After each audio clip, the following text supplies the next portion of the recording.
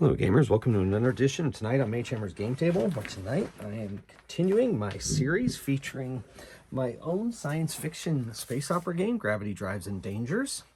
And this scenario has been set up originally as a solo, or randomized solo setup based on your all suggestions. I randomly determined from your suggestions what this story was going to be, and with a little mix of what, some inspiration from my brain and then mostly random rolls, we have come to this scenario. So real quick, Milo Underhill, who is a Galaxy Force agent, was sent on a mission to investigate some time anomalies in a android brothel, and he discovered a artifact was left there by a professor on that planet.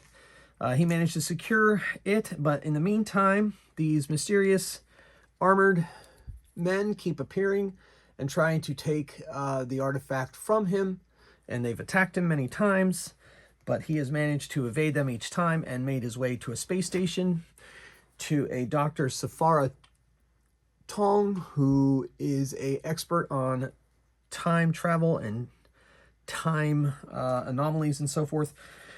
And she knew the history of the artifact, and just before she was ready to do some further tests, these armored men appeared again, this time with some robot helpers, and Milo's security team and the security team from the space station are rushing to deal with the threat. So, this man says, "Give me the artifact, and we shall leave." Whoa. So they all got... Miles like, hold on. Don't shoot. Who are you? I'm tired of this cat and mouse game. That is none of your concern. Just know that we need that artifact, and we are going to either ask you to give it to us, or we're going to take it. But why? What is this all about? What is this artifact? Why is it so important? Listen, you know not what you mess with. This is not something you should be dealing with. Listen, I know, sir. Silence, woman. Woman? Excuse me? Listen. We need that artifact. It cannot be allowed to continue in this time stream. What? You mean this time stream? No. We just cannot allow it. Just trust me. Listen, pal. My mission is to secure that time crystal and to keep it out of the hands of people like you. Like me? You have no idea who I am. And you have no idea who I am. Now listen to me. You are not taking that time artifact. Oh, but I'm afraid I am. Uh-huh. Well, what? Well, actually, we've failed 3 times already. What? Never mind, I've already said too much. Please give it to us. We will take it and we will keep it secure. I promise. How do I know I can trust you? Because we come from... And the man's like, no, don't do it, Gareth. No, I think it's the only way. You know what happens each time we try this. Very well. I guess we have nothing left to lose. What? Tell me now. We are of the civilization that developed these artifacts. Really? That is fascinating. Despite your comment about me being a woman earlier. Yes. Sorry. I caught up in a moment. Listen. I'm listening. We developed the weapon. We developed it to help us. It was originally research into immortality, like so many things that usually lead to disaster. And of course, people in our world, or empire, I suppose, wanted to use it for ill rather than good. Yes. Well, they eventually won out. They turned it into a weapon. And what it did was, we distributed them to all people Civil war rocked the Empire. Every man, woman, and children that could walk, they held the time crystals. We embedded them into our flesh, and in the end, we lost control of them, and they advanced us into time, way into the future. So it appears as if we disappeared in the time, our present time. Okay. So, once into the future, we saw the ruin that had become of our empire, and we took all of the time artifacts we could, the crystals with us, and we went to the edge of the galaxy, and we left there. However, every once in a while, one of them becomes active, and we know it, we sense it, and we must come for it. For if it were to fall into the bad hands of evil men again, it could erase entire civilizations again, like it erased ours. Erased, but you're here. No, we are not here. We are in the future, and it is not good. It is not good. So at any point in time where these time crystals activate, we must achieve it by any means necessary. So I know you cannot trust me, but I'm telling you the truth. I see. You know, I do have limited telepathic ability. Would you allow me to read your mind, to ascertain whether you're telling the truth or not? I don't know, letting a woman poke around in my... that's enough of that. Yes, sorry. Very well.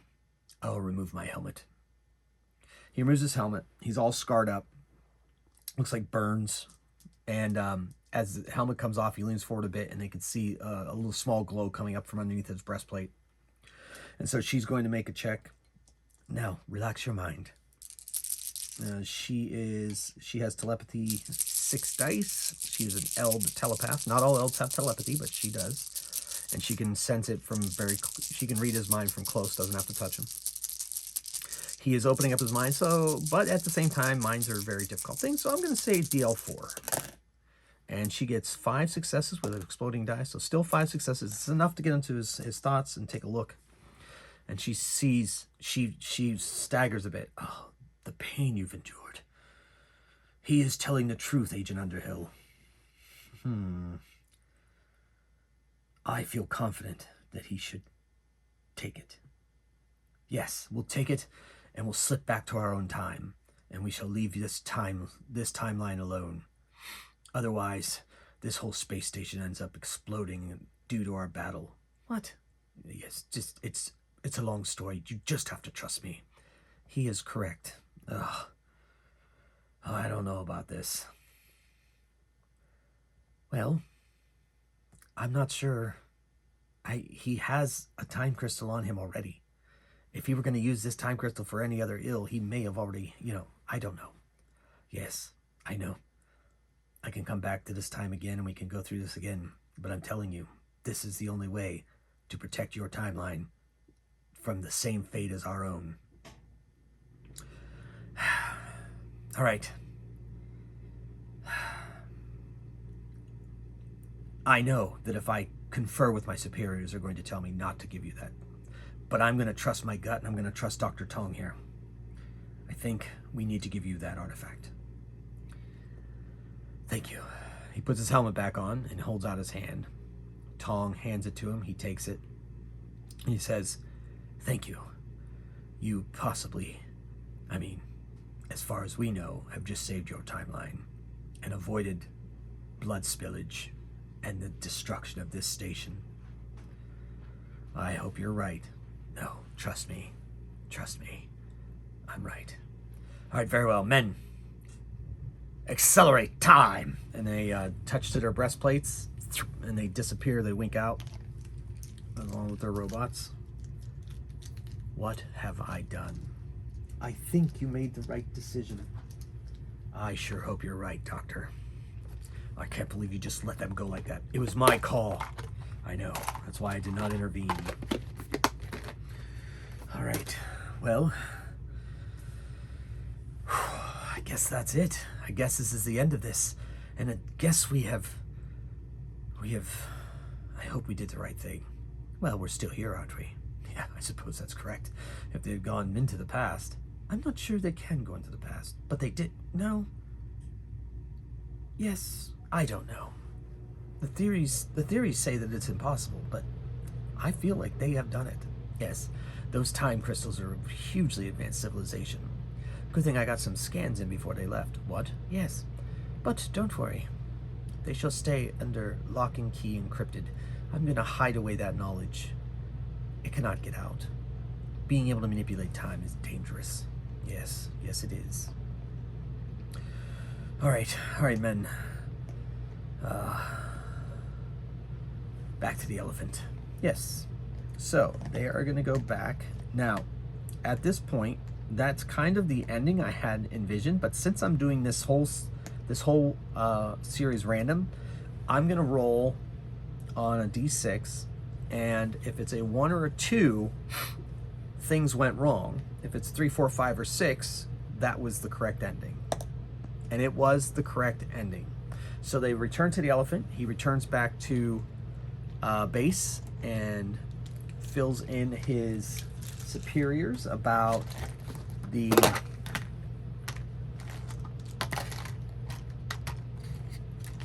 mission. And I know that, I mean, hopefully you're not too disappointed. Yeah, it just, it just seemed like that's this, as I was developing this story in my head, that's the ending that I thought would be pretty cool. I thought it could possibly end in violence, but the more that the conversation went on, I realized that it actually kind of made sense. So, and listen, I think it's a good lesson that not all encounters have to end in violence.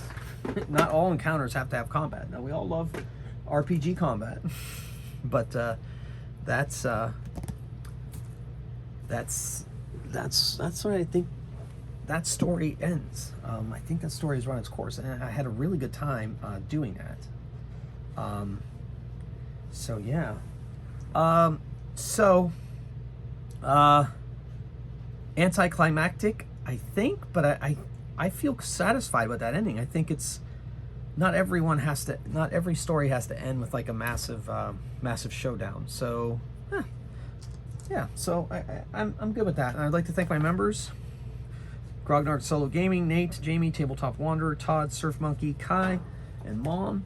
Thank you so much for all your support. Thank you to all my viewers who watch my videos, comment. Those of you that have subscribed, those of you that like the videos, I truly appreciate all of that. When I started this channel, my main goal was to get monetized so that I could help cut into my hobby budget. So I've said that many times before, but the secondary one is it gives me extra motivation to play solo RPG, which I was doing on my own, but I do it more now because of this channel, and I really, really do enjoy it. And I'm going to take a page out of John Fredericks from Sharp Mountain Games' book, and in almost every one of his videos, when he does his solo actual play videos, he encourages people to try solo role-playing.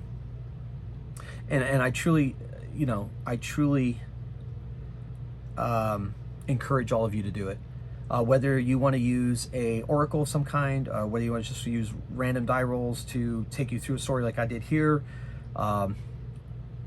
There's so many different free resources online. It really costs not much to go. Choose a system and go. Obviously, I suggest you should try my systems. I think they're very, very compatible with solo role-playing. John Fredericks, once again, Sharp Mountain Games, he just came out with a game that is specifically, he's hoping, will encourage people to play solo games. It's a role-playing system called Sharp Mountain Solo. And then, of course, Solo Spelunking has a system out. He took Shadow Dark, turned it into a sci-fi game. He's taken pretty much many other games, including my own, and turned them into his own for his solo playing on his Solo Spelunking channel. Tabletop Wanderer, he hasn't necessarily come out with a system of his own, but he was working on one at one point. Yeah, I see you, Dave. I think you should finish that. Anyway, but he modifies them to fit his own style. You could get into you could get into like solo games like 4 Against Darkness, and Iron Sworn, and those, and there's science fiction versions of those. And there's just so many solo games out there. Or you could turn any RPG into a solo game, as you can see that as I do on my channel. And John does, and Tabletop Wanderer does, and Solo Spelunking does. And a lot of times, sometimes we have just a story in mind and we see where the dice take us. Other times some people use Oracle, some people set it up. I don't prefer an overly complicated Oracle because to me, I feel like I spend more time doing the Oracle, interpreting all that stuff rather than playing. But that's just my own personal preference. So whatever you end up coming up with, I think will work for you. And I always see people are like, I don't know where to start. I sit down with it, just start playing. Like you know, just start rolling the dice. See where the dice take you. 1, 2, 3, they go this direction. 4, 5, 6, they go that direction. Then roll, see if they get a random encounter. 1, 2, there's a random encounter. 3, 4, 5, 6, there isn't. Just and see what pops up. Whatever system you're using, I'm sure has some kind of random encounter tables. And if they encounter something, you roll an encounter table and just go. See where the story takes you. I mean, so much of early role-playing games, the action that the players are taking dictated the story. You know, before like Dragonlance and Ravenloft came out, where suddenly people felt like they needed a story to be told. Now, I will be honest, I love to tell stories in my RPGs. I just love to tell stories, period. And I'll plug my book in the link below if you want to read some fantasy stories. I wrote self-published a collection of short stories on Amazon. You can read them. I really enjoy writing those, and I'm working on another one right now. Anyway, but I like telling stories. But then again, like this randomness, I just kind of used some random tools, and I just went where the story took me, and it can be that easy. So, you know what? Just try it. Just sit down, roll some dice, see what happens. You know, choose a system that you love or understand, and then just go with it. So anyway, sermon over. It's not really a sermon. Advice, maybe tips. Anyway, so I wasn't expecting this video to go that direction, but it did, and that's okay. That's just how solo role-playing games work sometimes, and that's the best advice that I think I've given and other people have given that I've heard before is there's no wrong way to solo play. If you are having fun, you don't have to impress anybody. And I know I spend time on video here, and I put out my miniatures and my maps and so forth. I don't always do that when I'm solo role-playing, and I know Solo Spelunking's made videos on that as well. But I do it for you guys because I'm sharing this with you, but I'm still solo role-playing, and I'm just having a blast with it. And it's just, that's what it's all about. And no matter what happens, like tonight's scenario ended the way I felt in my gut, the way it should end, and I think that made for an interesting story. And just because there wasn't a big showdown, hopefully none of you are disappointed. And I've had plenty of showdowns in my other videos. Go ahead and watch all those. And going forward, we'll see where we go. My plan as of right now is to run a session or two, depending on how the story goes, for Sharp Mountain Solo system. I'm gonna give John Frederick's system a run and see where it goes. I have a video, my video before this one, I introduced the system, and I'm actually going to play it. I think because character creation is so easy, I think I'm going to combine my session 0 with my first actual play all in one video, and that'll be the next one. That'll be coming out on Tuesday next week, maybe Sunday night, Monday for members. So that's it. That's the end of the scenario that you all helped me create, and I thank you for that. I think I'm going to do this again someday. I think that was a lot of fun. We'll see where that takes us. So thank you so much for watching. Thank you so much for all your support, and until next time, keep on rolling dice and playing games. Mage Hammer out.